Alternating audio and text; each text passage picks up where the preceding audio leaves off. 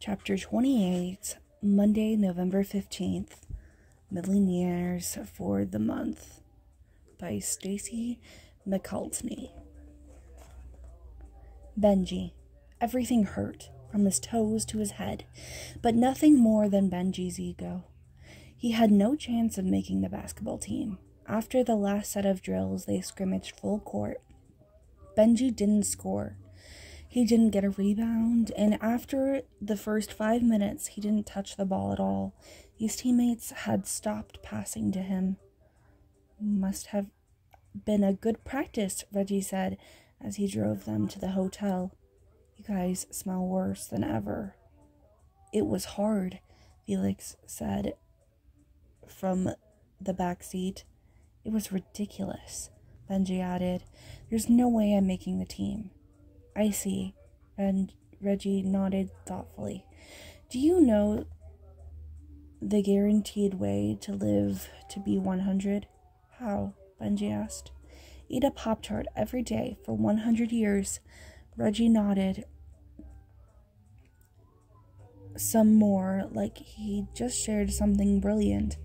Please stop talking. Benji wasn't in the mood for philosophical things or whatever Reggie was spewing. You won't make the team if you don't show up, Reggie continued. Go to tryouts. Try the way it's going to happen. Still not going to happen. Benji leaned his head against the window. And you probably won't live to be 100 either, but you gotta try. Reggie dropped them off at the front of the hotel on the elevator. Felix held Freebie's leash and started at his red and white sneakers. It was like he was embarrassed to even be around Benji. Bye, Felix said, as he ducked out on the 14th floor. Benji threw his arms and kept the elevator door from closing. I think I'm going to quit. I'm not going to make the team anyway. Really? Felix stopped and turned around. You're not going to talk me out of it. Felix shrugged. You should give it at least one more day, he said unconvincingly. If I don't go to tryouts, I'll have more time to spend money, Benji said. True, Felix replied, but you could have a great day tomorrow and stop it. And be honest with me.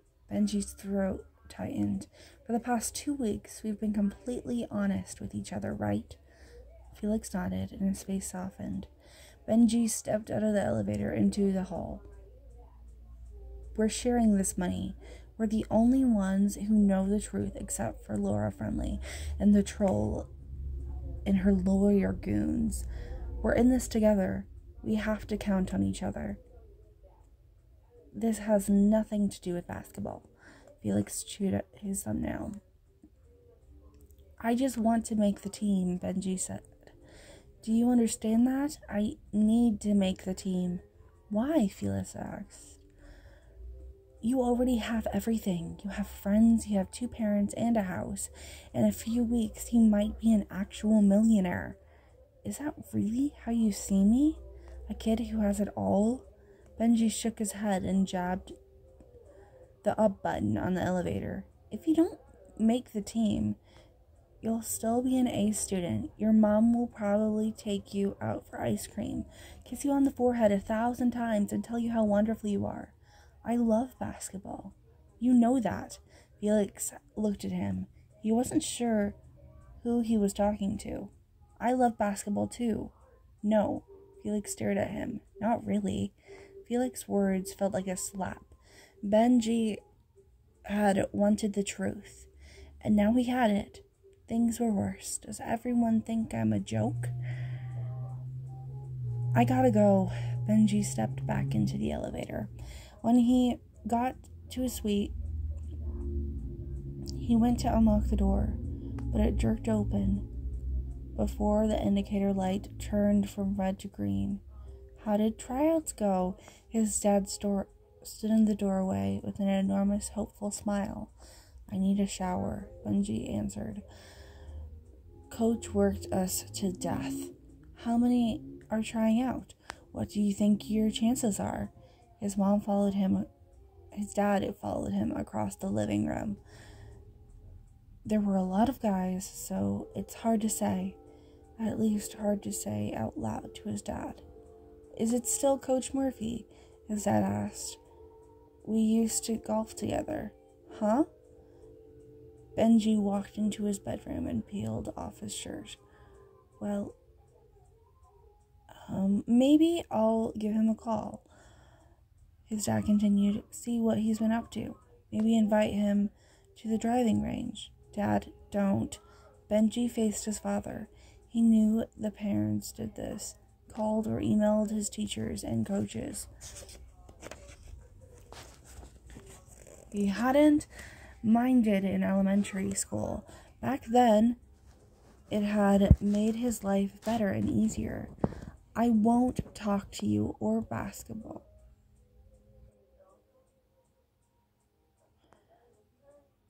His dad smiled and winked, confirming that was what they'd talk about. No. Okay. His dad shook his head once. I just know this means a lot to you. We've worked hard and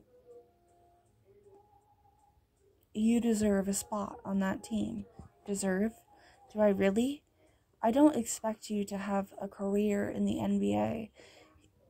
His dad continued, but sports are important. They teach you teamwork and perseverance. Some of the best friends you'll ever make in your life will be through athletics.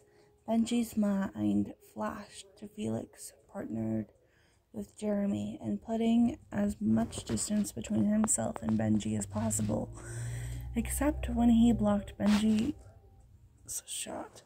Benji wanted to think Felix wasn't avoiding him on purpose, but he knew better. Sports didn't always result in friendship. It could ruin things too. I got a shower. Benji went into the bathroom. Benji didn't deserve a spot on the team. Lots of guys worked harder than he did. Lots of guys were better players, but he needed it more than them. Not for himself, but for his parents. They didn't have a lot to be proud of. He wasn't the best student, or the star athlete, or a musician, or an artist. Didn't all parents expect their kids to excel at one or even two of these areas? If your kid is super smart and acing tests, it was forgiven that he had never hit a home run or a goal or scored a goal. If your kid played solos in band concerts, it was okay if he didn't bring home all A's. Benji was every kid in public school seemed to be taught that you were good at something. Everyone is special. Everyone has a gift. But what if he wasn't special? Maybe he was one of the few kids born without a natural gift. He'd always be average or below. He was the reason they gave everyone a trophy at the end of the t-ball season, because he'd never earned one on his own. He took a long, hot shower and tried to wipe away the stench of tryouts. What good was having $1 million at your fingertips if you couldn't use it to buy what you really, really needed, like a spot at the Sterling Middle School basketball team? Aiden's suggestion popped into his head. Bribe the coach. Benji didn't do that, not exactly. It was against Laura Friendly's rules, but he could still give the coach attention. He quickly pulled on clean clothes, and ran his fingertips through his wet hair. Then he opened his computer to Google Coach Murphy.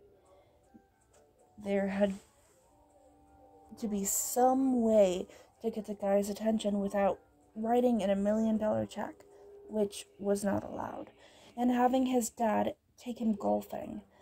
Benji found Coach's social media site, Friendly Connect, as it turned out.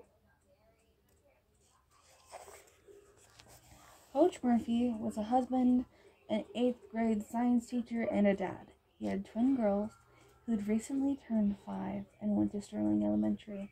Judging from online pictures and videos, the girls seemed to be obsessed with princesses and unicorns. The rules said he and Felix couldn't buy gifts for other people, but he could buy food or throw parties, and parade was a type of moving party in his opinion. He opened another Google window and typed "rent a real unicorn." He didn't expect anything, but he got a hit. A farm only a few hours away rented out ponies dressed as unicorns for birthday parties and other events. Benji picked up his phone. First Bank of New York. Current balance $2,455,851.63. Recent transactions. November 16th. Dreams come true party planning. $11,000. November 16th. My tacos. $2,090. November 16th. Little Italy pizza and pasta. $3,080.